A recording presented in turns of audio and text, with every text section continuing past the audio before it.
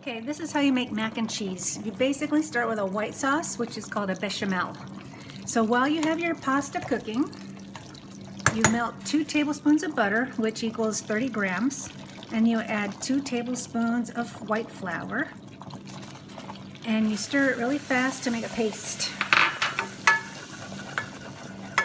And then you let it cook for a minute or so, because it gives it a little bit of a toasty flavor instead of like a white flour flavor.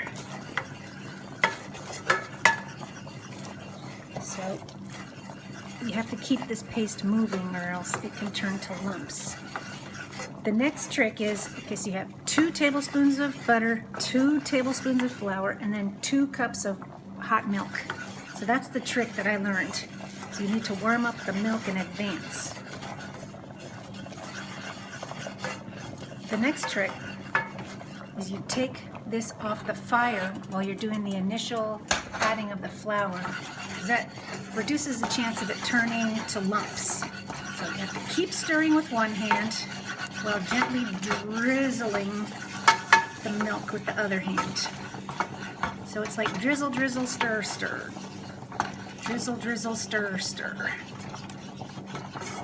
And for some strange reason, the more milk you add, the drier the mix becomes. It's very strange.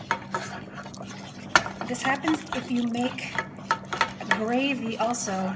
Instead of putting in milk, you can put in chicken broth or beef broth to make gravy. So instead of milk,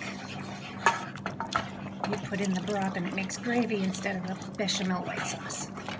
See how it keeps wanting to make lumps? That's what you're fighting against, the lumps.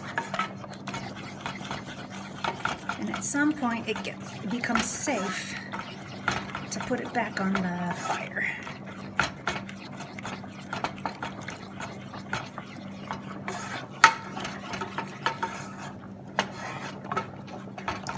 It's kind of a workout for the arm, so it's like going to the gym for free.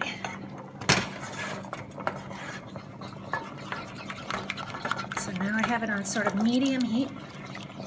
Continue adding the rest of the 2 cups of milk.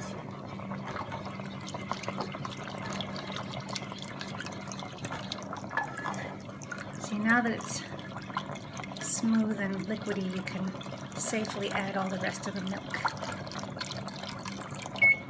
The next step after this is you get it warm again, almost to boiling. And once it's really warm, you can add the cheese. See the mountain of cheese I have here? This is 3 different kinds of cheese, but you can use whatever cheese you want as long as it's cheese that'll melt.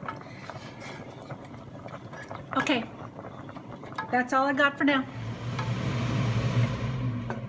Okay, so the cheese is all mixed in there now. I added a teaspoon of mustard, Dijon mustard, and a few sprinkles of Worcestershire sauce.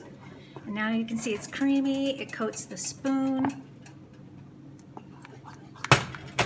It never boiled. I don't think you're supposed to boil it. And now I'm gonna mix it into the pasta that has already been drained. And since it's creamy and thick, it doesn't all just fall to the bottom of the pasta. It stays on it and coats it. You can either eat it just like this, which is what we're gonna do, or you can put it in the oven and bake it for another 20 minutes or so, and maybe put like a breadcrumb topping on it with some parsley and parmesan and breadcrumbs sprinkled on top while it's baking. And I'm not gonna do that today. Okay, that's your mac and cheese.